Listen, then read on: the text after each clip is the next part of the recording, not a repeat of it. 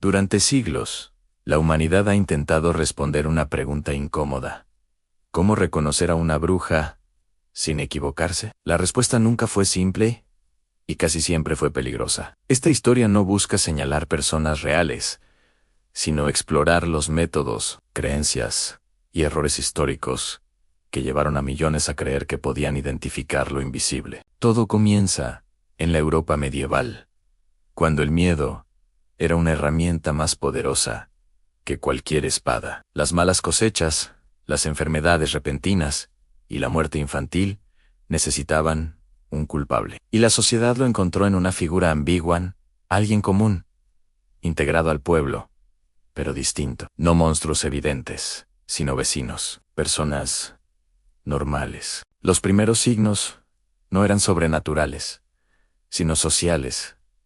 Vivir solo, ser demasiado silencioso, saber de hierbas, no ir a misa, tener discusiones con los vecinos. En muchos pueblos, la diferencia era suficiente para despertar la sospecha. La bruja no se descubría por lo que hacía, sino por cómo no encajaba. Luego, llegaron las pruebas oficiales. Documentos históricos revelan métodos que hoy resultan escalofriantes. Una de las más conocidas fue la prueba del agua.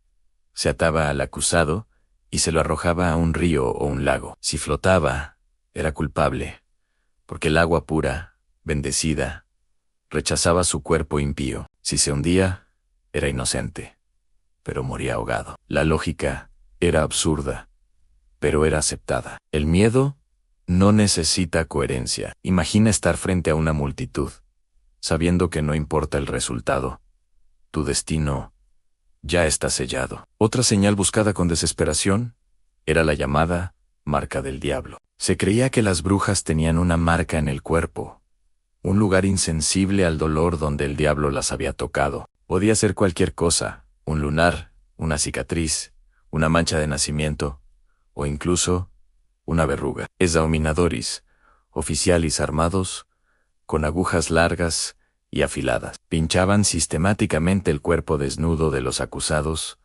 buscando ese punto. Si la persona no sangraba o no mostraba dolor en una zona específica, se consideraba prueba irrefutable. Claro, el cuerpo humano tiene puntos con menos terminaciones nerviosas, y el shock del momento podía hacer que alguien no reaccionara. Pero la culpa ya estaba decidida antes de empezar la prueba. Sin embargo, no todo era brutalidad física. También existían pruebas psicológicas, trampas verbales diseñadas para que no hubiera escapatoria. Se observaba la reacción del acusado durante el interrogatorio. Si mostraba un miedo excesivo, se interpretaba como la conciencia de su culpa. Pero sí, por el contrario, mantenía la calma. Se decía que era una señal de frialdad diabólica, de que no sentía remordimiento. ¿Qué opción quedaba? Ninguna. El sistema estaba diseñado para confirmar una narrativa, no para buscar la verdad. Otro método era la prueba de la oración. Se le pedía al sospechoso que recitara una plegaria, como el Padre Nuestro. La creencia popular decía que una bruja, por su pacto con el mal, sería incapaz de pronunciar las palabras sagradas sin equivocarse. Bajo la presión extrema de un interrogatorio, con el pánico y la confusión, ¿quién no podría tropezar con las palabras? Un simple tartamudeo o un lapsus de memoria se convertían en una sentencia de muerte. Estas pruebas no buscaban inocencia, buscaban una excusa para la condena. Y no olvidemos el poder de la confesión. Los acusados eran sometidos a torturas inimaginables para forzarlos a admitir su culpabilidad. Les rompían los huesos, los quemaban, los estiraban en el potro. Bajo ese dolor insoportable, la mayoría terminaba confesando cualquier cosa que sus torturadores quisieran oír. No solo admitían ser brujas, sino que también eran obligados a nombrar a otras personas, creando una cadena de acusaciones que podía destruir comunidades enteras. Una vez que confesaban, la tortura se detenía, pero la ejecución era segura. La confesión no era una vía de escape, era simplemente una forma de validar la casa. Con el paso del tiempo, estos métodos se extendieron fuera de Europa. Durante los juicios de Ceylon, En América, las visiones espectrales de las jóvenes acusadoras eran aceptadas como prueba. En la corte, en África y Asia, distintas culturas desarrollaron sus propias formas de detectar la brujería, algunas de las cuales, lamentablemente, aún persisten hoy, disfrazadas de tradición o creencia espiritual. El patrón se repite una y otra vez a lo largo de la historia.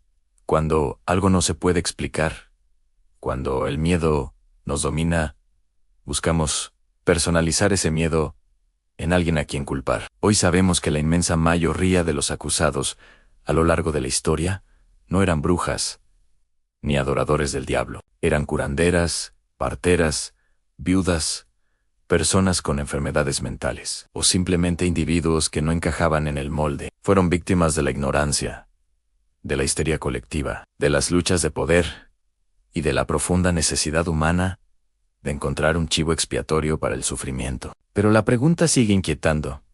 Si ya no usamos hogueras ni pruebas de agua, ¿realmente hemos dejado de buscar brujas? ¿O solo hemos cambiado la forma de señalarlas? Hoy, las redes sociales se convierten en tribunales populares, donde una simple acusación, con o sin pruebas, puede destruir una reputación en minutos. El miedo al diferente, al que piensa distinto, al que no sigue la corriente, sigue muy presente. La casa de brujas moderna no usa fuego, usa clics, comentarios y cancelaciones. Quizás la lección más importante de esta oscura historia no es cómo identificar a una bruja, sino cómo reconocer la cacería cuando está comenzando, cómo cuestionar nuestras propias certezas, cómo resistir el impulso de señalar con el dedo cuando sentimos miedo o confusión, porque la historia nos ha demostrado, una y otra vez, que los verdaderos monstruos